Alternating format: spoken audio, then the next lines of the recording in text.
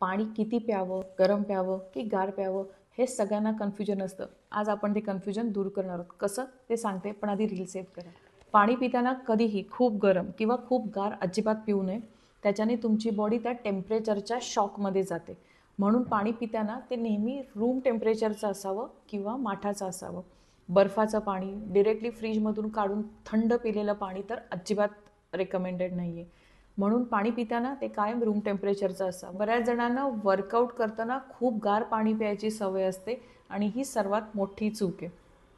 तुमची body workout करताना warm झालेली असते आणि त्याच्यावर जर तुम्ही थंड पाणी पिलं तर your body mind in shock.